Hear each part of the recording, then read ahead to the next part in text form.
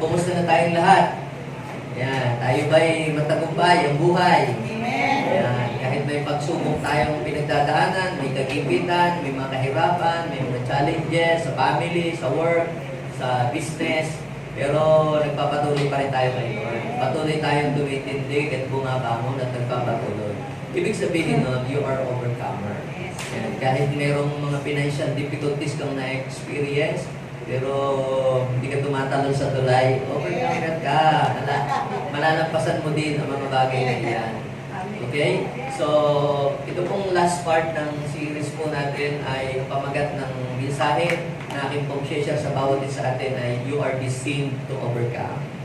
Kaya sabihin ko sa iyo katabi, you are destined to overcome. Ano man ang pinagdadaanan mo ngayon, yan man ay problema sa relationship, problema sa family, sa trabaho, sa pag-aaral, yan, ikaw man ay mayroong na-encounter na health problem man yan, o financial difficulties, sinasabi ko sa iyo, huwag kang mawawala ng pag-asa. Makakalampas ka dyan because you are destined to overcome. Pag sinabi po natin destined, mga kapatid, tayo ay nakatalaga, tayo nakatadhana.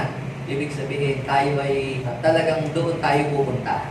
Maring yung dinadaanan natin ngayon ay detour. Okay? Yung mga problema mo ngayon ay parang detour yan eh. Pero even though may karoon ng mga delays sa iyong buhay, pero I am telling you, you are destined to succeed and you are destined to overcome. Amen? Okay, so samahan po ninyo ko sa 2 Corinthians. Basahin natin yung 2 Corinthians chapter 2, verse 14. Sabi po dito, ngunit salamat sa Diyos. Ano daw? Salamat sa Diyos. At lagi niya tayong isinasama sa parada ng tagumpay ni Kristo.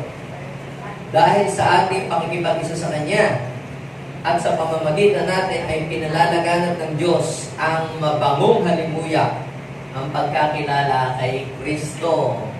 Okay? May the Lord bless His word today. Sabi na ni Paul, salamat daw po sa Panginoon, sa Diyos, dahil lagi niya tayong sinasama. Sabihin natin, lagi. Hindi paminsan-minsan. Hindi occasional. Hindi pag-birthday mo lang. Hindi pagka maganda lang ang panahon. Sabi niya, ipapasalamat tayo sa Panginoon dahil lagi niya tayong sinasama saan? Sa parada ng halin ng tagumpay ni Kristo. Yung pong mga athlete na sumali sa mga competition, mga international competition, sa mga Olympics, ay napansin ko, kapag po yung mga nananalo, kahit pa third place, second place, lalo na yung nakakuha ng gold medal, ay pag-uwi po sa Pilipinas, ay nagkakaroon po sila po ng parade. Nung si Onyok ay manalo, parang ginuring pang hero nung panahon. Pinarada siya. Nung manalo si Pacquiao sa boxing, nag-parade din. Nung ano pangalan babaeng last year? Si Heidi Lin. Nakakuha siya ng gold medal. Nag-parade din. Si Yolo, nakakuha naman ng medal din. Nagkaroon din po ito ng parade. So, sabi ng Bible, nagpapasalamat tayo sa Panginoon dahil lagi niya tayong isinasama sa parada ng hindi ng mga talunan, kundi sa parada ng tagumpay.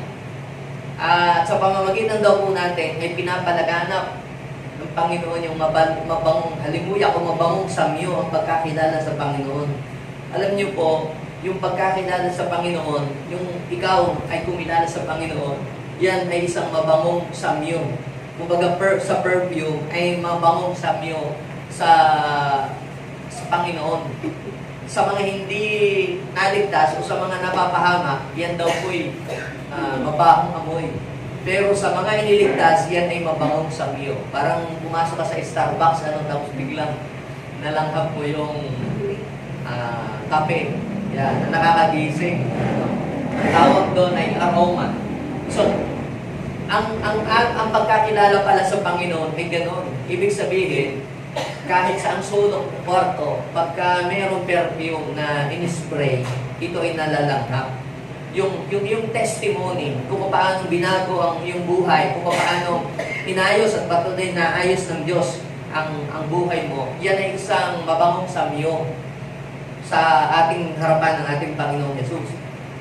Now, dito po sa binasa po natin, ay yung pong sinasabi ni Apostol Pablo dito, ay yung lahat daw po ng mga kumilala sa Panginoon ay nakatalaga para po sa totoong tagumpay. Paano sinabi ng Biblia na tayo ay overcomer? Ako nga, pastor, dami ko nga problema eh. Ang dami kong binabayaran eh. Hindi ko nga alam kung saan ako kukuha ng ibabayad eh. Igipit nga ako ngayon sa, sa finances eh. Ako nga hindi ko nga alam kung matatanggap ako sa trabaho eh. Ang dami mong mga challenges na hinaharap. Na yung bang to the point na gusto mo na mag-give up, gusto mo nang umayaw, pero hindi ka pa rin umaayaw. Patuloy ka pa rin tumitindi. Patuloy, sinasabi mo, ang hirap namang mag-aral. Yung sir namin, kurikot magbigay ng grade. Ang hirap naman ng math, ang hirap naman ng statistics. Ang dami mong reklamo, pero pag nagpapatuloy ka pa rin. Hindi mo namamalayan, nag-graduate ka na pala. Ibig sabihin na overcome mo yung lahat ng mga challenges, yung lahat ng mga hirap. Hindi mo namalayan, makakatapos ka na pala. Hindi mo namalayan, makapagpapatapos ka na pala ng college. Hindi mo namamalayan na nakasampung taon ka na pala sa iyong work. Samantalang sinasabi mo, ang hirap na sa work mo, daming mga struggles, daming mga kung ano-anong mga ginagawa. Pero nakatagal ka. So, ibig sabihin, overcomer ka. Yung mga hindi overcomer, sila po ay walang tinatagal ang trabaho. Yung mga hindi overcomer, yung bang kahit anong kurso ang kunin, drop agad. Yung hindi pa nakakaisang buwan, nakabalita na kayo, mga gano'n. Hindi pa nakakaisang buwan, nag-drop na agad. Nag-start ng business, wala pang 6 months. Sarado na agad. Lahat po tayo, mga kapatid, umaharap sa challenges. Even I myself, no? Sa pag-start ng ministry, start ng gawain, may challenges. Hindi naman po agad, pag nag-open ka ng gawain, malago agad. Hindi naman pag nag-open ka agad ng gawain, maraming tao magsusupport agad. Tatawagin mo pa nga yung mga tao eh. Ikaw pa nga ang magpapakain, ikaw lahat. Pero, ang mga overcomer, mga kapatid, kaya niyang tumagal. Sabihin ko sa iyong katabi, kung overcomer ka, makakatagal ka sa problema. Makakatagal ka sa pagsubok. Amen? Makita mo yung mga mag-asawa dito hanggang ngayon, ang daming mga kiskisan, hindi naghihiwalay. Ibig sabihin, ang mga overcomer, tumatagal. Amen? Tumatagal sa relationship. Tumatagal sa kanilang work. Tumatagal sa kanilang business. Diba? Tumatagal sa ministry. Yan ang mga overcomer. Amen? Okay. So, ngayon mga kapatid, ano po ba yung biblical proof that we are destined to overcome?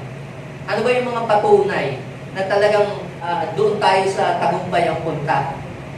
I will share to you 5 biblical proofs that you and I are destined to overcome.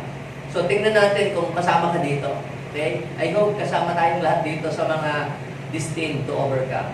Okay? Number 1, you are destined to overcome because you believe in Christ. Meron po ba dito ang nanampalataya kay Christ? Meron po ba dito ang nanampalataya kay Kristo as His Lord and personal Savior ng kanya pong buhay? Yung pong pagiging matagumpay, pagtatagumpay sa kasalanan, pagtatagumpay sa mga gawa ng kaaway, pagtatagumpay sa tukso, pagtatagumpay sa mga gawa ng kadiliman, hindi natin kaya po yung gawing mag-isa. Kailangan natin ng tutulong sa atin, kailangan po natin ng magliligtas sa atin. At yun ay walang iba kundi ang ating Panginoong Jesus. Ang sabi po sa 1 John, chapter 5, verse 5, basahin niyo po yung verse na yun. Ang sabi, who is it that overcomes the world? Sino daw yung mga nagtagumpay sa sanlibutan? Pag sinabi po nating world, ito po ay tumutukoy doon sa system. At yung pong word, mga kapatid, ito ay pinaghaharian ng evil spirit. Siya ang may control ng worldly system. Ano po? At sabi, sino daw lang yung magtatagumpay sa sanlibutan? Ang sanlibutan ay naandun ang puwersa ng kadiliman, naandun ang puwersa ng kaaway. Kaya pag ikaw ay lumalakad dito sa mundong ito na walang Kristo, ikaw ay talunan. So kailangan mo ng masasandalan, kailangan mo ng makakapitan, at yun ay walang iba kundi ang ating Panginoong Jesus. Diba? Nasabi doon, who is it that overcome the world? Only. Sabihin natin, only. Only the one who believes that Jesus is the Son of God. Sino lang daw? Yun lamang daw mga nanampalataya sa ating Panginoong Jesus ang magtatagumpay. Kaya nagtataka yung ibang mga tao, Mars, bakit ganyan ka? Wala kaya ng problema. Di ba? Kung alam mo lang, marami ka talagang problema. Hindi lang nahahalata sa iyo. Bakit? Dahil ang nakikita sa iyo yung joy of the Lord. Ang nakikita sa iyo, strength ng Lord. Ang nakikita sa iyo ay mukha ni Lord, hindi mo mukha. Dahil dati noon, hindi ganyan ang iyong pagmumukha. Kaunting problema lamang. Tumutubo ng iyong mga pangil, nanlilisik ng iyong mga mata. Pero ngayon, kahit may problema, masaya ka pa rin, nagpupuri, nagpapasalamat sa Panginoon. Yan ang tandaan ng overcome. So, you are destined to overcome because you believe in Christ. So, ikaw ba nananampalataya kay Kristo? Kung nananampalataya ka sa Panginoong Jesucristo, you are destined to overcome. Kahit may problema ka, may pagsubok ka, meron kang mga pinagdadaan ng hirap, may mga pagtitiis sa buhay, I am telling you, makakalampas ka dyan. Hindi habang panahon ganyan ang buhay sa piling ni Kristo. Yes, meron din pong mga problema talaga. Pagka ikay sumampalataya sa Panginoon, may problema. Kahit naman wala ka sa Panginoon, may problema din, di ba? Kahit kung hindi pa tayo kumikilala kay Lord, may problema din naman, di ba? Pero iba, yung may problema, merong kang Christ sa iyong buhay. Amen? Merong tutulong sa iyo, may magpapalakas sa iyo, merong magsusupply ng pangangailangan. So, bakit po merong tagumpay yung mga nananalig kay Christ? Kasi, ang iyong pinanampalatayanan at ang iyong pinagtiwalaan at ang iyong pinagsaligan ng iyong buhay ay mapagtagumpay. So, some people, they believe doon sa mga taong namatay. They believe sa mga saints. They believe sa kanilang mga ancestral na ang kanilang gods, yung mga ninuno nila. Diba? Ang kanilang gods, yung iba, yung sila Confucius, sila Buddha, they believe on them. Yung iba, ang kanila pong belief ay nasa founder ng kanila pong religion. Pero, those people, lahat po sila namamatay eh. Ang problema, hanggang ngayon, patay pa rin. Pero pag ikaw ay nanampalataya kay Christ, kay Jesus Christ, kapatid, di ba sabi ng Bible, only those who believe in Jesus. Di ba? Yun lamang daw, sabi ng 1 John, chapter 5, verse 5. Basahin niyo yun. Only the one who believes that Jesus is the Son of God. Bakit sinabing only the one? Kasi yung pinaniwalaan mo, pinanampalatayanan mo Kristo ay muling nabuhay. At umakyat sa langit. At umupo sa trono ng Diyos Ama. Kaya sa tuwing ikaw ay lalapit at tatawag at magpe-pray sa Kanya, ay naririnig niya ang iyong mga dasal. Kang magpe-pray ka kay San Juan, kay San Pedro, kay Calungsod, lahat yun patay. Hindi naman nabuhay. Wala namang nabalita kung nabuhay sila. Ang nabuhay si Jesus. Kaya pagka ikaw ay nanampalataya kay Jesus, ano ang sabi ng Bible? Diba sabi ng Bible, in this world, you may experience troubles, trials. Sabi ng John chapter 16, verse 33, but take heart, I have overcome the world. So, ikaw ay nanalig sa overcomer, kaya yung espiritu ng pagiging overcomer ay sasa iyo. Amen? Kaya sabihin natin, I am an overcomer. I am an overcomer. Oo, basahin natin yung sinabi ng Romans chapter 10, Verse 11. Ano ba ang sabi ng Romans chapter 10 verse 11? The scripture says, whoever believes in Him will not be disappointed. Sa ibang translation ng Bible, ang nakalagay ay those who believes in Him will never be put to shame or will not be put to shame. Hindi mapakahiya pagka ikaw ay naniwala sa ating Panginoong Yesus. Kaya kumapit ka lamang, pagka may problema, kumapit ka sa Panginoon, tumawag ka sa Kanya, at merong miracle na darating sa iyong buhay. Yes! Amen! Palakpakan ko lang ng Panginoon. Kapag sinabi po natin believe, it means to put your trust on Him. Yung buong tiwala. Pagtitiwala mo sa Kanya, yung mga nangyayari sa buhay mo. Ipagtitiwala mo sa Kanya yung future. Ipagtitiwala mo sa Kanya yung kalagayan mo ngayon, yung sitwasyon mo ngayon, yung iyong mga pangailangan. Na Lord, Ikaw ang tutulong sa amin. Yun ang ibig sabihin ng ikaw inananampalataya sa Panginoon. Pangalawa, you are destined to overcome because you are walking in the light. Sabihin mo sa iyong katabi, walk in the light of God. Noong 90s, yung mga 90s, uso pa yung mga pelikula ng mga Regal Films. Tsaka yung mga pelikula ni Panday noon. Ang kalimit ng kalaban lagi ni Panday noon, napanood kayo noon, yung mga sina Dracula. Napanood niyo ba yun? Hindi niyo naabutan yun. Hindi naabutan ng mga bata. Gayon ang mga palabas noon, yung mga horror, yung mga kalaban ni Panday, mga sina Dracula, mga aswang, tsaka ano ba mga kalaban ng vampira. Mapapansin niyo po, meron lamang laging isang panglaban sa kanila. Alam niyo po paano sila napapatay, paano sila natatalo? Gagamitan po sila ng light. Kapag ka po yung malapit na mag-umaga, tapos sila nasinaga ng araw, bigla po silang nasusunog, tapos bigla silang nawawala. Tapos pagka inanuhan mo sila ng maliwanag na ilaw, bigla po silang namamatay po sila. So, pelikula lang siya at nakikita mo doon na yung palang mga evil spirit, takot pala sila sa liwanag. Then I found out, nung binabasa ko na sa Bible, na ang liwanag pala, light is power. Ang liwanag, ang ilaw, ay kapangyarihan. Kahit nga sa solar energy, ginagamit yung araw para magbigay ng energy at mag-produce ng electricity.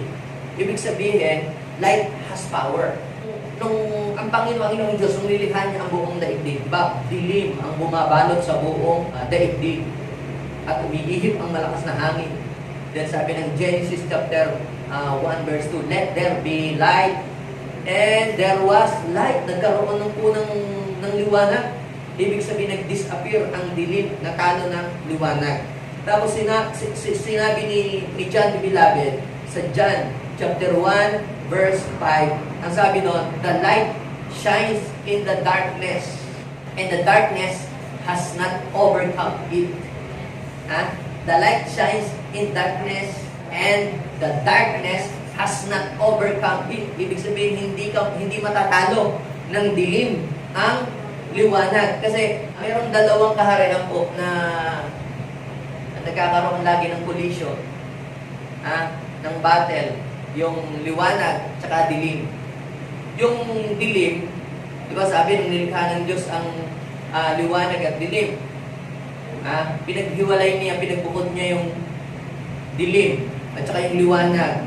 Yung dilim, tinawag niyang gabi. Ay yung liwanag, tinawag naman nilang, yung araw, tinawag niyang liwanag. So, ngayon, mga kapatid, yung darkness ay kinuha ni Satanas bilang kanyang simbolo ng kanyang kaharian. Kaya kung may ginagawa kang hindi nakakalugod sa Panginoon, lagi na ng mga palihim, lagi na ng patago, yun ay form of darkness. Yun naman pong light ay nagsisimbolo yan sa righteousness, sa katuwiran. Kaya kung ginagawa mo ay matuwid, ang ginagawa mo ay mabuti, ang ginagawa mo ay tama, ang ginagawa mo ay legal, you are walking in the light. Yung mga palihim, kung sasabihin, natin lang ito, walang makakala, kung sasabihin sa pulis, Yun ay nagsisimula ka ng lumakad sa kadiliman at sa kalikuan. Ngayon, ang sabi ng Bible, nagliliwanag sa kadiliman ang ilaw at hindi ito magagabi ng dilim. Pansinin niyo, pagka sa inyong kwarto ay madilim at i-switch on ninyo ang switch sa inyong ilaw, nagdi-disappear yung dilim. Ang sabi ng Bible, you are the light of this world. Ang Bible ay mayroon pong binabanggit na tatlong simbolo ng liwanag. Una, ang simbolo ng liwanag ay ang ating Panginoong Jesucristo. Ang sabi po ng John, chapter 8, verse 12, I am the light of this world, sabi ni Jesus. Pangalawang simbolo po ng light ay ang Word of God. Psalms 119, verse 105. Sabi doon na, your words is the light unto my feet and the light unto my path. At ang pangatlong simbolo ng light, mga kapatid, ay yung mga believers. Sino ba dito ang believers? Yung nanampalataya sa ating Panginoong Yesus. Ang sabi ng Matthew chapter 5, verse 14, you are the light of this world. You are the light of this world. So, ibig sabihin, ikaw, yung simbolo ng liwanag na yon. Nung ikaw ay kumilala na kay Kristo, meron kang Jesus, meron kang Word of God. So, kung meron kang Jesus at meron kang Word of God, anong meron ka? Meron kang liwanag. Dahil meron kang liwanag, ikaw ay nagsisilbing torch o ikaw nagsisilbing ilaw sa mundong ito na madilim. At ang sabi ng Bible, John chapter 1 verse 5, light shines in darkness, and darkness has not overcome it. So, ibig sabihin, kung ikaw ay liwanag, hindi ka magagapit ng dilim. So, liwanag po ba kayo o dilim? So, kapag ka ang ginagawa mo ay katuwiran, you are practicing righteousness, ikaw ay nasa liwanag. At pag ikaw ay nasa liwanag, ikaw ay nasa kaharian ng Diyos. At pag ikaw ay nasa liwanag, kasama mo ang mga overcomer. 1 John chapter 1 verse 7. Ang sabi po dun ay, but if we walk in the light as He is in the light. Sino ba yung He is in the light? Si Jesus. Sabi doon, but if we walk in the light, ano yung light? Yung katuwiran, yung mabuti, yung nakakalugod sa Panginoon, yung tama. Di ba? But if we walk in the light, as He is in the light, pumanig ka sa light. We have fellowship with one another. Sino yung one another na yun? Yun yung mga overcomer. Yung mga children of light. Ang sabi po dyan ay, and the blood of Jesus, His Son, purifies us from all sins. So, ibig sabihin, mga kapatid, tayo na mga tao na kumilala sa ating Panginoong Jesus, dinala ng Panginoon sa liwanag. At dahil ikaw ay nasa liwanag, patuloy kang lumakad sa liwanag. At habang ikaw ay lumalakad sa liwanag, ikaw ay patuloy na magtatagumpay laban sa gawa ng kaliliman, ng kasamaan. Hindi po pwedeng palayasin mo ang dilim kung ikaw din inamumuhay sa kadiliman. You cannot overcome darkness. Ibig sabihin, the enemy, Satan, if you are walking in darkness. The only way to destroy, to resist the works of darkness ay pumunta ka sa liwanag. Noong nauso yung mga pagpapalayas ng demonyo sa Bible, di ba, binigyan ng Panginoon ng power and authority yung mga disciples. Ginaya ng mga sorcerers, yung mga nagpapalayas din, yung mga spiritism. Ipalayas din sila ng demonyo, hindi lumayas. Doon sa Acts chapter 19 verse 13, 14, 15, 16, nandun yung story. Yung mga anak ni Eshiba. Ngayon, nung hindi lumayas yung demonyo, ang ginawa po nila, dahil naririnig nila si Paul, pag nagpapalayas yung demonyo, binabanggit yung in Jesus' name. Di nag-in Jesus' name din sila. Sa pangalan ni Jesus na ipinapangaral ni Pablo, lumayas kayo. Pinapalayas yung demonyo. Tinawanan lamang po sila ng mga demonyo. Sabi ba, kilala ko si Jesus, kilala ko si Pablo, pero kayo, hindi ko kayo kilala. Ay sila po pala, mga kampundi ng kadiliman. sila pala, pag binasa yung the whole story, nagpa-practice po sila ng mga occultism. Kaya, nung malaman ng mga tao, yung karamihan na nagpa-practice ng mga occultism, meron po silang mga books, ng mga orasyon, sinunod po nila lahat yun. Dahil yung po pala ay sa dilim. Yun yung kanilang mga tinatagong mga buntot pagi ng pampalayas daw ng demonyo at itong mga pampapaswerte. Lahat pala po yung occultic objects. Doon sa Acts chapter 19, pinasunod po lahat po yun ni Paul. Bakit? Dahil hindi po pwede na ikaw ay nasa liwanag tapos ikaw ay nag-iingat ng mga ganong mga bagay. Ibig sabihin ay meron pa rin hold sa iyo ang kaaway sa iyong buhay. Kaya pagka ikaw ay lumakad sa liwanag, itatapon mo na yung mga object na pangkadiliman. At ang gagamitin mo ng weapon ay walang iba kundi yung weapon ng kaliwanagan. Yung salita ng Diyos, yung katuwiran, lalakad ka talaga sa mabuti. At pag ikaw ay lumalakad sa mabuti, sa liwanag, kahit umarap ka sa husgado, panalo ka pa rin. Di ba? Yes. Bakit pa yung mga gumagawa ng illegal at mga masusama? Sabi nga, they flourish. Yes, but also they perish. Yung wicked, nagpo-flourish, but also they perish. Someday. Pagka po kayo ay may ginagawang bagay na pangkadiliman, wala po kayong boldness na humarap kahit kanino. Pero pag ang ginagawa ninyo ay sa liwanag, kahit po saan kayo makarating, kahit pa sinong mga magsalita ng mga negative against you, hindi mo sila magtatagumpay. Basta lumalakad ka sa liwanag. Are you following me? Light will expose it. Expose yun. Kaya pag ikaw ay nasa katuwiran, nasa liwanag, hindi ka dapat matakot. Bakit? Dahil yung light mismo ang magtatanggol at magdidepensa sa iyo. Kahit pa sabihin natin, kumuha ng maraming mga magsisinungaling at magsasalita ng masama against you. Bakit? I-reveal pa rin ng light kung ano yung totoo. Ang masama nun, kung may ginagawa kang kadiliman, hindi ka ipagtatanggol ng liwanag. Kung meron kang ginagawang kadiliman. Pero kung may ginagawa kang liwanag, ipagtatanggol ka ng liwanag. At kahit saan ka makarating, magtatagumpay ka. Palapakan natin si Lord. So, you are destined to overcome because you believe in Christ. Nanampalataya ka ba talaga kay Christ? Check. Ikaw ba ay namumuhay sa liwanag? Amen or no amen? Amen. Check. You are destined to overcome. Pangatlo, you are destined to overcome because you are doing the will of God. Ginagawa mo ang kalooban ng Diyos. Ang ginagawa mo ay ang kalooban ng Diyos. Si Jesus po, kaya po siya ay nagtagumpay noong siya ay nag-mission dito sa mundo. Ano ba ang kanyang mission? To save us, to redeem us from our sin, to all of our sin. Tayo ay kanyang tinapos. Si Jesus may gustong gawin. Meron siyang gustong gawin sa sarili niya.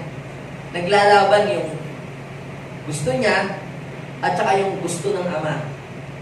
Hanggang sa doon sa kanyang prayer, nag-i-struggle siya. Kung alin ba ang gagawin niya, alin ba susundin niya, yung kalooban niya o yung kalooban ng Ama. Sabi niya, Ama, sabi ni Jesus, mag-pray siya, Ama, kung pwede lang, ilayo mo sa akin itong paghihirap. Hindi ako mamamatay sa krus. 3 beses niyang ipinag-pray yun. Pero, alam mo sabi ni Jesus, but not my will, but your will be done. So, ano ba ang will ng Ama para sa Kanya? Para sa Kanya lang yun, ha? Siya ay mamatay para sa kasalanan ng sangkatauhan at siya ay ipako sa krus para matubos tayo sa kasalanan.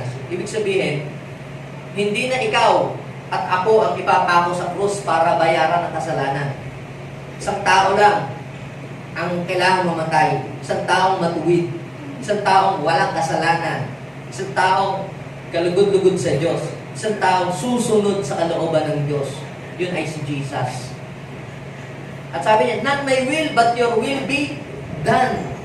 At alam niyo po, sabi ng Bible, dahil sa pagsuway sa kalooban ng Diyos ng isang tao, which is si Adam, ang tao ay lahat ng sangkatauhan ay napahamak. Pero dahil din naman sa pagsunod sa kalooban ng Diyos ng isang tao rin, yun ay si Jesus naman, na nagkatawang tao, tayo rin naman lahat ay naligtas. And dahil sa sinunod niya yung kalooban ng Diyos, alam niyo po, siya po ay nagtagumpay. Paano sinabi nagtagumpay? Nagtagumpay siya sa kanyang misyon. Kung hindi sinunod ni Jesus ang kalooban ng Ama, hindi nagtagumpay si Jesus sa kanyang misyon. Siguro kailangan pa uling magkaroon ng another Jesus. Di ba? Pero dahil sa Jesus ay ginawa niya ang kalooban ng Ama, ano man po ang nangyari sa kanya? Kung siya'y namatay, muling nabuhay, umakyat sa langit, siya po'y umupo sa trono ng Diyos Ama, at sabi ng Biblia, siya ay naghari sa lahat ng kaharian. Siya po ay tinawag na Hari ng mga hari. Panginoon ng mga Panginoon. Diyos ng mga Diyos. Bakit? Kasi, at sabi ng Bible, ipinailalim ng Ama sa Kanya. Sabi ng, I think, Philippians or Ephesians chapter 1, verse 21-22, ipinailalim sa Kanyang mga paa ang lahat ng kapangyarihan. Kasi, nung sumunod siya sa kalooban ng Ama, siya po ay nagtagumpay, kaya nung siya ay malagutan ng hininga, di ba sabi niya, it is finished. Ang ibig sabihin po nun is victory. Bakit? Natapos niya ang kanyang misyon. Naganap na, nakompleto niya. Walang labis, walang kulang. Kung ano yung nakalagay sa scripture, yun ay nagkaroon ng katuparan. Ano ang koneksyon nun sa ating buhay? Sa paggawa ng kalooban ng Diyos. So si Jesus, ginawa niya ang kalooban ng Ama para sa Kanya. Ano naman yung kalooban ng Ama para sa atin? Paano natin malalaman ang kalooban ng Ama para sa atin? Ang kalooban ng Ama ay malalaman natin sa pamamagitan ng Kanyang mga salita. Nasabi po ng 1 John, chapter 2, verse 14, 13 to 15. Ang sabi ni John the Beloved, I am writing to you, fathers, because you know Him who is from the beginning. Kilala ninyo siya sa pasimula pa. Okay? I am writing to you, young men, because you have overcome the evil one. Sabi niya sa verse 14. Sabi sa verse 14, I write to you, dear children, because you know the Father. I write to you, fathers, because you know Him who is from the beginning. I write to you, young men, because you are strong. Sabihin mo sa iyong katabi, you are strong. Bakit? Because the Word of God lives in you. Ano ang nagpapalakas sa iyo? Ano ang nagpapalakas sa iyo? Tanungin mo nga ang iyong katabi, ano ba ang nagpapalakas sa iyo? Red horse daw. Tanduay. Siguro sasabihin ng mga kapitbahay ninyo, mga kaibigan mo, mga believer, ba't ba kayo lagi na lang kayong Bible ng Bible? Punta kayo ng punta dyan sa church na yan. Wala na kayong ginawa ko di ba? Bible, Bible, Bible. Puro na lang kayo, Bible. Hindi nila alam that mention that live by bread alone, but by every word, Bible, that comes from the mouth of God. Kinukuha natin yung salita ng Diyos. The Word of God lives in you. Nasa iyong salita ng Panginoon. And you have overcome evil one. Kailan mo ma-overcome yung evil one? Kapag ang salita ng Diyos ay nasa sa iyo.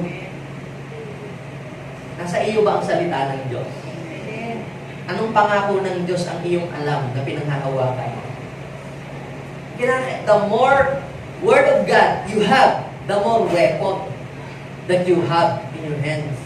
Then si Jesus, di ba, nung siya po ay tinukso ni Satanas, nandiyan po siya sa wilderness, paano ba niya hinarap yun? Paano niya na-overcome ang devil? Lagi niyang sinasabi, it is written. It is written. It is written. So the Word of God lives in Him. Nasa kanya ang salita ng Diyos. At kapag nasa iyong salita ng Diyos, may lakas ka para talunin ang mga pagsubok, mga problema, mga temptation, mga padala ng kaaway sa iyong buhay. Sabihin mo sa iyong katabi, pag may word of God ka, strong ka. Now, there are 3 levels of spiritual maturity. When you see in 1 John chapter 2, verse 13 to 14, there are 3 levels of spiritual maturity. Children, young, and father. Hindi lang yung tatay na senior citizen na. Hindi ho yun eh. Yan ho ay 3 levels of spiritual maturity. Children, young, and father. Ibig sabihin, pag ikaw ay naandun na sa stage ng pagiging father, ikaw ay talagang you are matured enough. Kilala mo na ng lubusan dapat ang Panginoon. Children, dapat kilala mo kung sino ang iyong Panginoon. I write to you children because you know the Father. Dapat makilala mo kung sino ang Ama, kung sino ang source. Sino ba talaga ang tunay na Diyos? I write to you children because you know the Father. Pero huwag kang tumigil doon. Dapat tayo ay lumalim sa salita ng Diyos para tayo ay magtagumpay laban sa anumang mga gawa ng kaaway sa ating buhay. Kung paano si Jesus ay nagtagumpay sa pamamagitan ng kanyang mga banal, sa pamamagitan ng mga banal na salita ng Diyos, tayo rin ay magtatagumpay kapag tayo ay nanghawak sa salita ng ating Panginoon. Amen? So, pang-apat, you are destined to overcome because the Holy Spirit anointed you. Sabihin natin, I am anointed. You are overcomer or you are destined to overcome because the Holy Spirit anointed you. Ang Holy Spirit, mga kapatid, ang nagbibigay ng kapangyarihan para tayo ay magtagumpay. Si Jesus, paano ba siya nagtagumpay laban sa dyablo? Paano nyo ba napalayas ang masamang espiritu? Paano nyo ba nalupig ang mga gawa ng kadiliman? Siya po ay binigyan ng kapangyarihan ng Espiritu Santo. Ang sabi ng Lucas chapter 4 verse 18 to 19. Sige nga, sabihin nga natin yon. JA1 Covenant 2. The Spirit of the Lord is upon me because He hath anointed me.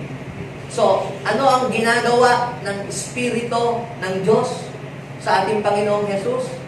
Sabi niya, the Spirit of the Lord is now upon me because He has anointed me to preach the gospel to the poor. He has sent me to heal the brokenhearted, to preach deliverance to the captives and recovery of sight to the blind, to set at liberty them that are bruised, and to reach the acceptable year of the Lord.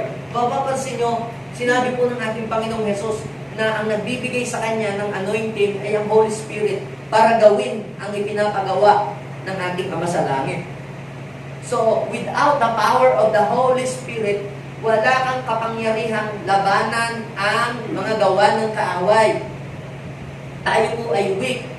Hindi mo pwedeng sabihin, Satanas, lumabas ka, mag-sparring tayo. Hindi ko mananalo. Dahil sabi ng Bible, we are not wrestle against flesh and blood. Hindi mo siya nakikita. So, kailangan mo rin ng spiritual power to overcome evil spirit. Paano ba natin natatanggap yung anointing ng Holy Spirit? Noong tayo ay tumanggap kay Christ as our Lord and personal Savior, kasama po noon na tayo ay binabaan ng Espiritu ng Diyos. At dapat ang Espiritu ng Diyos sa buhay natin ito ay lumakas. Kinakailangan ito ay patuloy na mag-increase yung pagkilos ng Espiritu ng anointing sa ating buhay. Kaya tayo ay nag-worship, kaya tayo ay nag-pray-pray, kaya tayo ay laging nagme-meditate ng salita ng Diyos. Hindi mo ba napapansin kapag ka nag-worship ka, tapos focus ka sa worship, hindi mo pinapakialaman yung mga kung sino dyan, focus ka lang nag-worship kay Lord, pinararamdaman kayo, wala. Sa inyong kwarto, pagka nag-worship kayo, yung talagang nakafocus kayo sa pag-worship sa Panginoon, nagpe-pray kayo, pinararamdaman kayo o wala? Sino ditong may parang kuryente, kilabot, presence, na dumadaloy from head to foot sa Kanya. Pag nagpupuri ka, yung concentrate ka, yung hindi mo pinapansin kung sino yung mga magbubuloy ka, nag-worship ka ng gano'n, may nararamdaman kang electricity sa buhay mo, di ba? That is the anointing power of the Holy Spirit. At kapag marami kang collection ng presence ng Lord sa iyong buhay, the more collection ng presence sa buhay mo, the more na nag-increase yung anointing sa iyong buhay.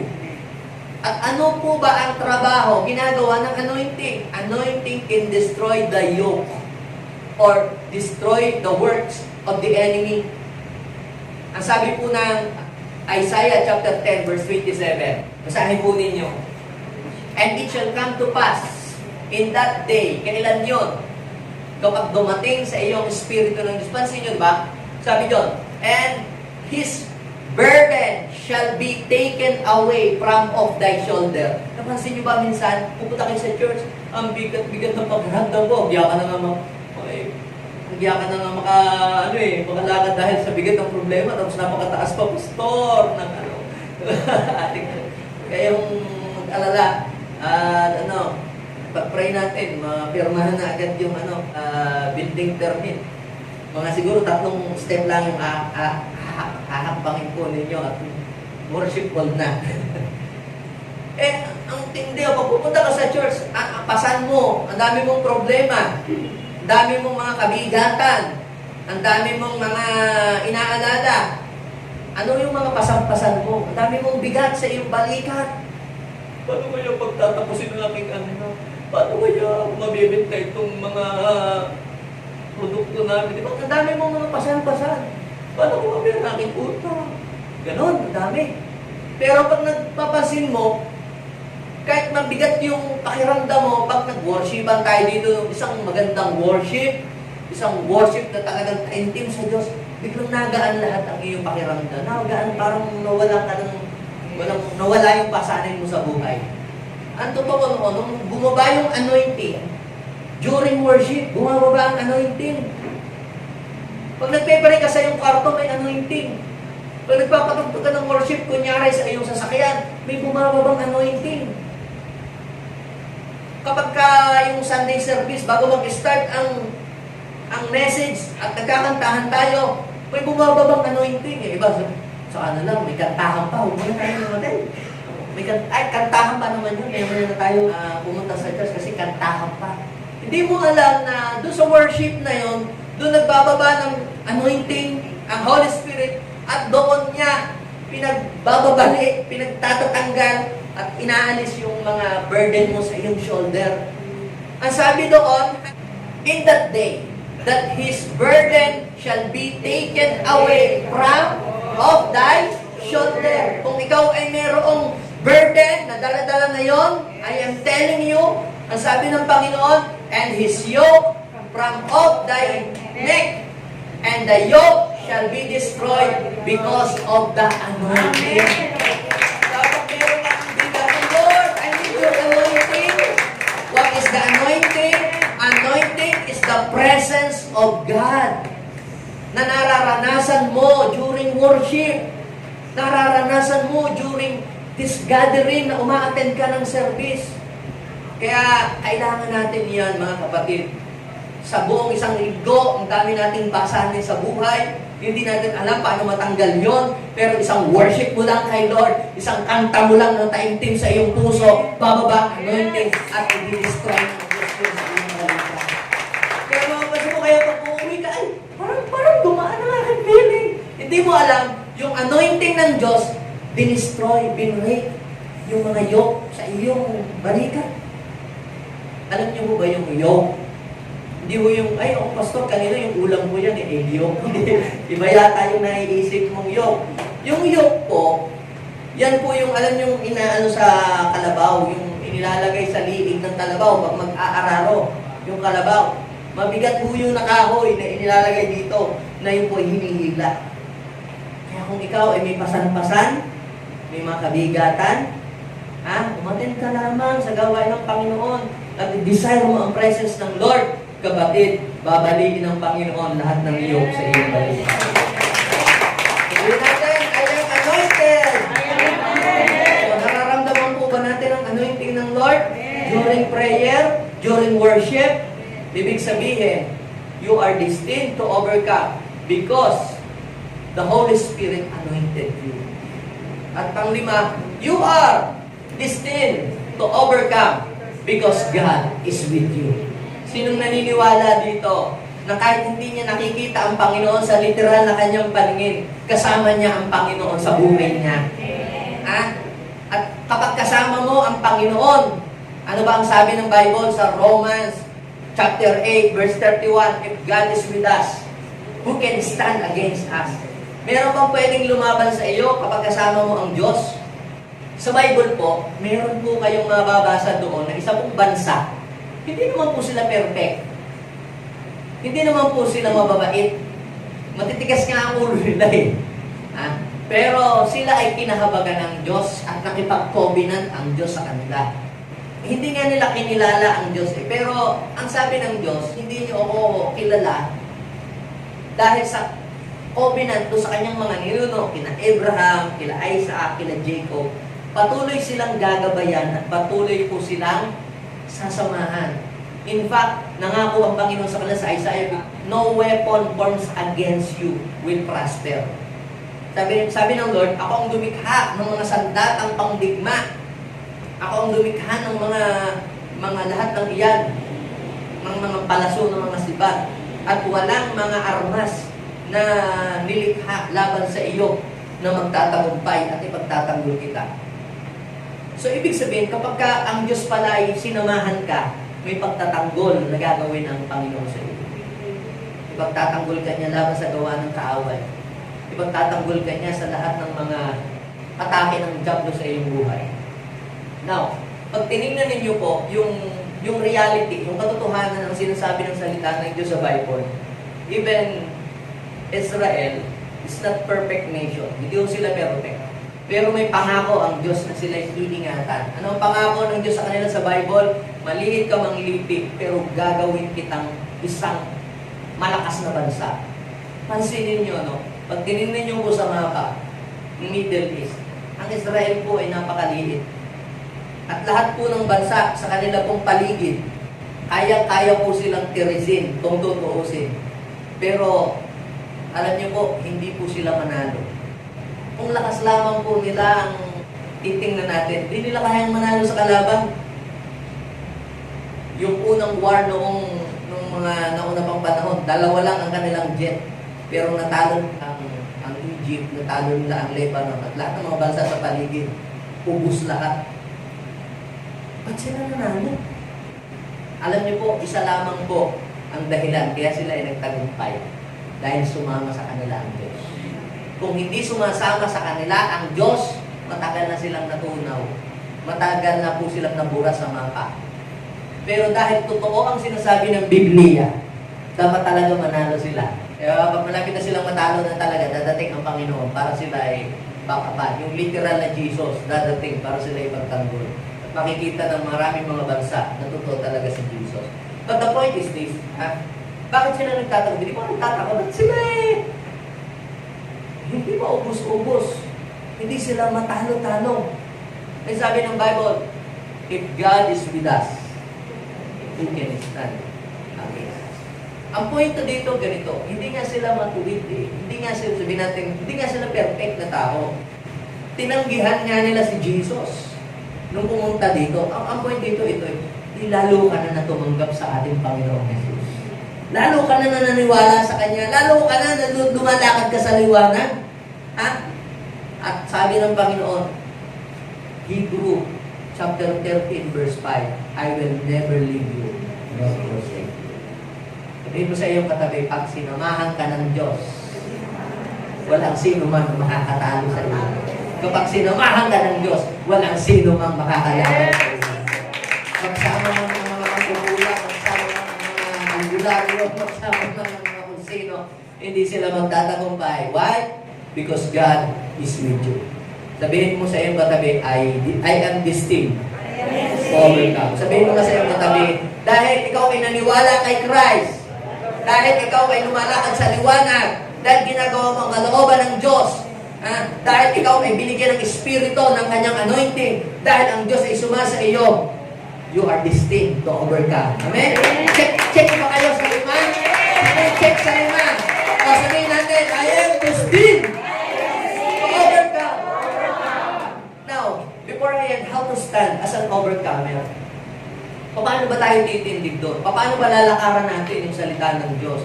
Paano ba mangyayari yung plano ng Diyos sa ating buhay? Yung kalooban ng Diyos sa buhay natin? So, number 1, ito pong nakita ko. Look at God's best plan for your life. Maaaring ikaw ngayon ay nasa dark situation ng buhay mo.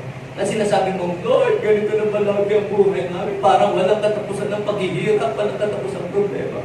Lord, puro na lang ba pagpipipis? Lagi na lang pag ganito. Ayoko na mabuhay. Kung ganito. Sabihin sa'yo katabi, look at God's best plan sa buhay. Kahit ganyan ang pinagdadaanan mo, may maganda pa rin plano ang Diyos sa buhay na hindi mo nakikita. Pag tinignan ninyo po ang buhay ni Joseph, siya po ay isang mabuting tao, masunurin sa magulang. Anong ginawa sa kanya ng kanyang mga kapatid? Siya po ay binugbog, siya po ay itinapon sa balon, tapos siya po ay ibinenta bilang alipin sa Egypt. Tapos siya nasa Egypt na nagtatrabaho siya doon, siya isang mabuting trabahador doon, maayos mga siwa, pinagbintangan pang siya ng rape daw. Tapos siya ay nakulong.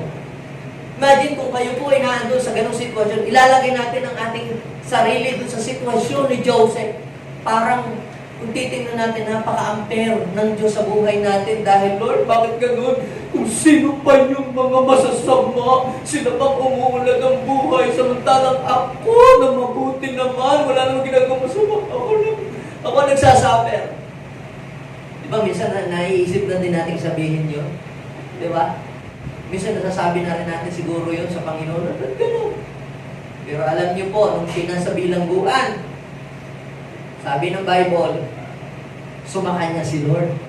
Alam niyo po ang nangyari, isang araw, nagkaroon po ng dreams, ang Pharaoh. At pagkatapos, walang makapag-explain ng dreams na yun. Alam niyo po, nakilala niyo na po si Joseph na meron po pala siyang kakayahan na mag-reveal ng mga kahulugan ng mga dreams. At naipaliwanag niya po ang kahulugan ng dreams ng king ng Egypt. At alam niyo po, sa oras, sa araw din yun, from prison, mula sa kulungan, kinuha siya ng Lord at dinala sa palasyo. Pinromote ng Lord. Sabihin mo sa iyong katabi, kung may pinagdadaanan ngayong pagtitiis, may pinagdadaanan kayo, yan yung molding process lang. Sineshape ka lang ng Lord, pinahambol ka lang ng Panginoon, di ba? Pinipiga lang ng Diyos yung ating mga masasamang ugali para pagka inilagay ka na ng Diyos doon sa dapat niyang paglagyan sa iyo, ay wala kang itataas, kundi siya lamang sa iyong buhay. Kaya nga nung nakita niya ang plano ng Diyos sa buhay niya, nakita niya. Yung sabi niya nung mga kapatid niya, naghihingi ng sorry sa kanya. Ano sabi niya? Doon sa Genesis chapter 50, verse 20. Alam niyo, huwag kayong matakot, hindi ko kayo paghihigantihan. Kahit masama ang ginawa niyo sa akin, masama yung mga pinagsasabi niyo sa akin, binuli niyo ako noon, pero mag-alala, hindi ko paghihigantihan. Masama nga yung ginawa niyo sa akin, pero ipinahintulot ng Diyos na mangyari yun, at dahil doon, maraming taong naligtas. Kita niyo? Na-save ang Egypt at na-save din ang kanilang lahi dahil siya ang namuno doon sa Egypt. So, ibig sabihin, kung hindi pala siya nabugbog, kung hindi pala siya ibinenta, kung hindi pala siya nakulong, hindi siya makakarating sa palasyo. Ano pong point? Doon, sa mensaheng yun, ito po yan. Kung may pinadadaanan ka ngayong pagtitiis, kahirapan, problemang mabibigat, you are just one step to your destiny. Amen. Jeremiah 29 29, verse 11, anong sabi? For I know the plans I have for you. Kaya, yung plano ng Diyos para sa iyo ay maganda. Look at God's best plan for your life. Ano ba ang plano ng Diyos para sa atin? Plan to prosper you and not to harm you. Plans to give you hope and a future. Yes, ang tingnan mo yung future. Mas maaaring tayong tinitingnan lamang natin yung kasalukuyan. Hindi natin nakikita yung hinaharap. Pero ang plano ng Diyos sa atin ay long term. Hindi pang kasalukuyan lang. Di ba minsan yung mga anak natin, sinasabihin natin, huwag mo magpungay po na yan, magtapos mo ng pag-aral mo ng maigi. Di ba gano'n, mag-tiis ka muna, walang cellphone, ganyan-ganyan. Parang ang tingin mo, bakit gano'n ang lapit-lapit mo nila? Ang nakikita mo yung pagkasalukuyan. Di ba?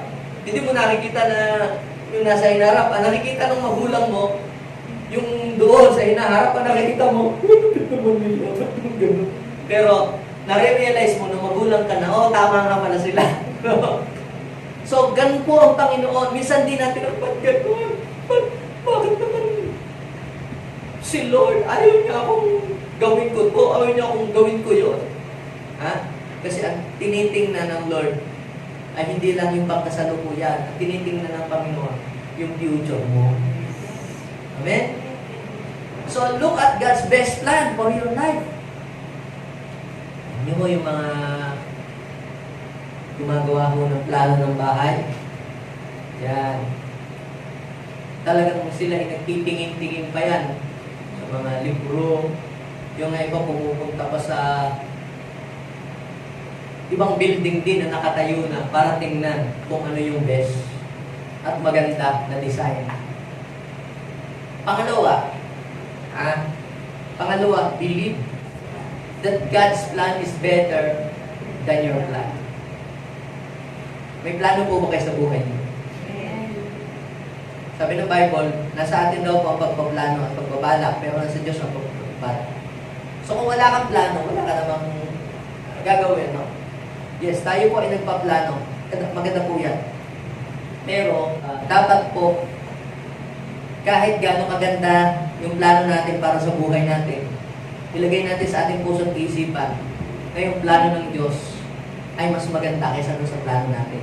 Diba kasi, bisa ganito, may plano tayong gusto, pero hindi yun ang nangyayari. Iba doon sa plano natin yung nangyayari.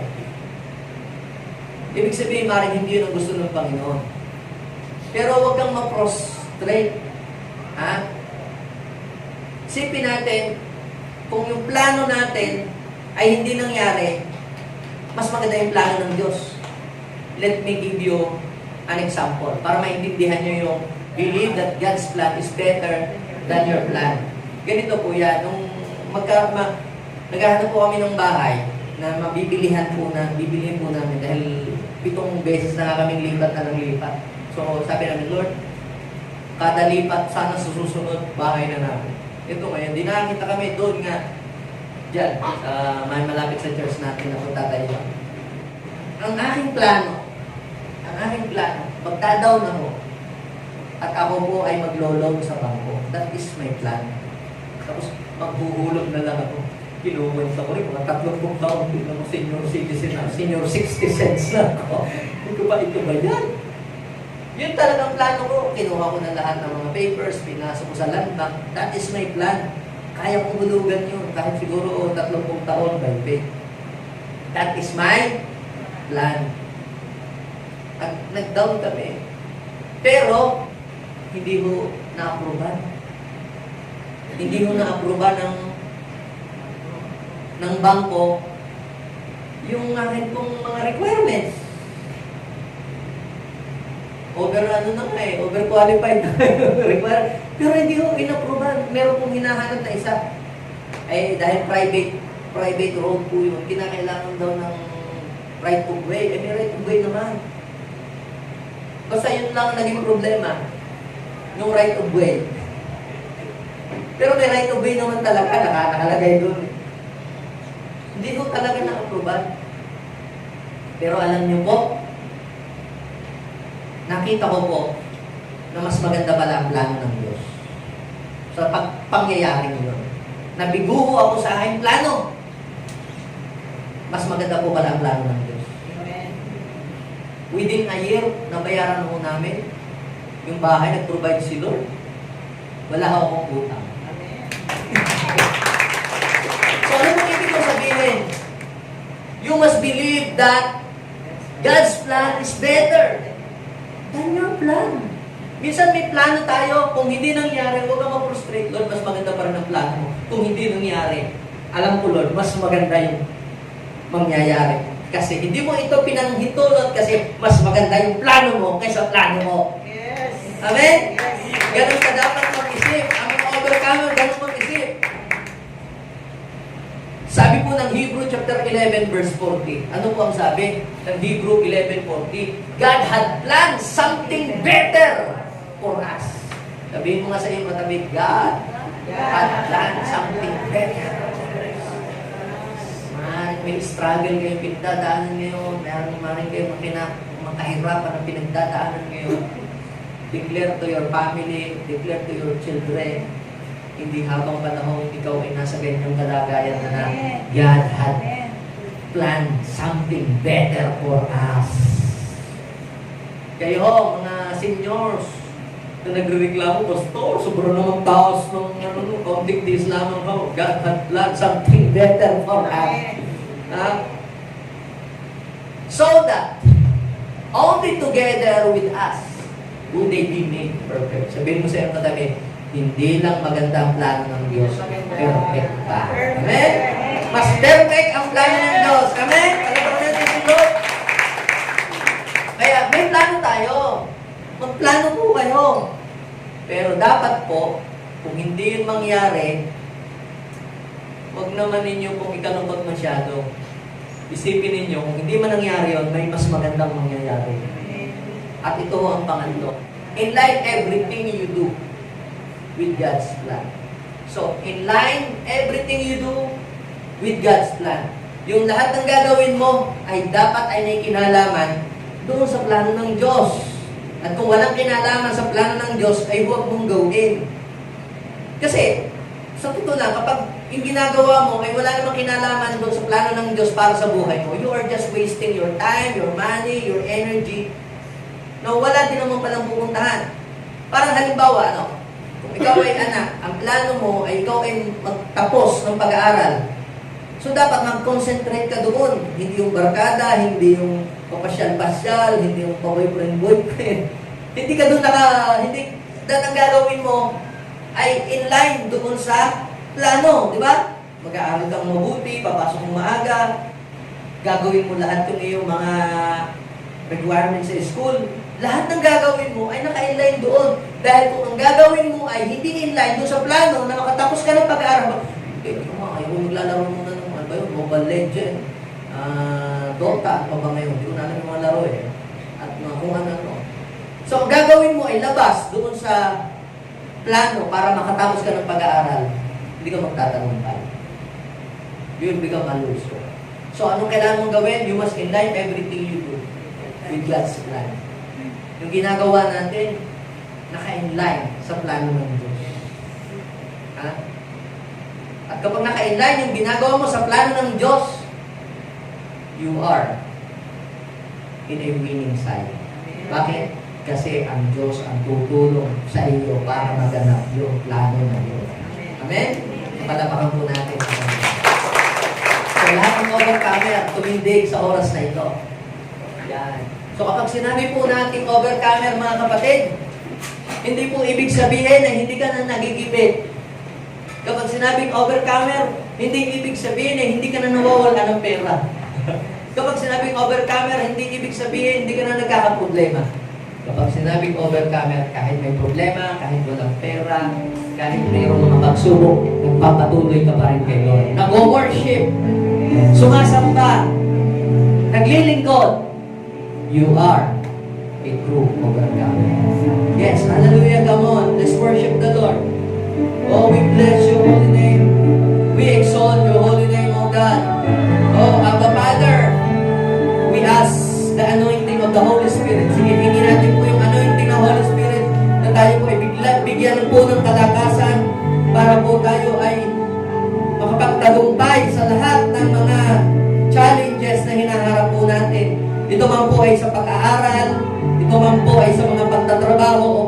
negosyo, o paghahanap ng mga kliyente, o sa paglilingkod sa ministry. We need God's anointing. We need God's touch. We need God's presence, O Lord. Oh, hallelujah. We bless your holy name. Let's worship the Lord. Open your mouth, open your mouth, open your mouth, and praise Him. Open your mouth and praise Him. We bless your holy name. Pwede bang tayo manalangin? Ilagay natin sa puso natin ating mga kamay. Sabihin natin, Panginoong Jesus, maraming salamat po sa panibagong kalakasan na yung pinagkaloob sa akin sa araw na ito. Salamat po sa pag-asa na patuloy mong pinagkakaloob sa akin. Nananampalataya ako sa iyo, Panginoon, na may magandang kang plano para sa buhay ko. At hinihiling ko na ito ang mangyari at maganap sa buhay ko. Paghari ka sa puso ko, patawarin mo po ako sa lahat ng aking mga pagkukulang. Panginoong Jesus, gamitin mo rin po ako bilang pagpapala sa buhay ng ibang tao. Maraming salamat. In Jesus' name. Amen. Na lang magpe-pray. Bless your people, O God, today. Let the overcoming spirit be upon us, O Lord. Kahit natapos na ang mga teachings na ito, pero Lord, dadalhin namin ito habang buhay. Habang buhay kaming lalakad sa parada ng tagumpay ni Kristo. Sasandal, kakapit, magtitiwala, mananalig sa inyo, Panginoon. Maraming salamat. Bless all JA1 people. Walang JA1 people na maghihirap. Walang JA1 people na maghihikahos. Sasagana ka ng buhay. Magtatagumpay sila sa kanilang mga negosyo. Magtatagumpay sila sa kanilang mga trabaho. Magtatagumpay sila sa kanilang mga pagpaaral, Panginoon. Pati sa kanilang pagsiserve, Panginoon. Sila ay magtatagumpay, Panginoon. Lord, dahil Ikaw ay kasama namin, Lord. Kami ay magtatagumpay sa mundong ito. Katulad mo na Ikaw ay nagtagumpay rin. In Jesus' name. In Jesus' name. Amen and amen.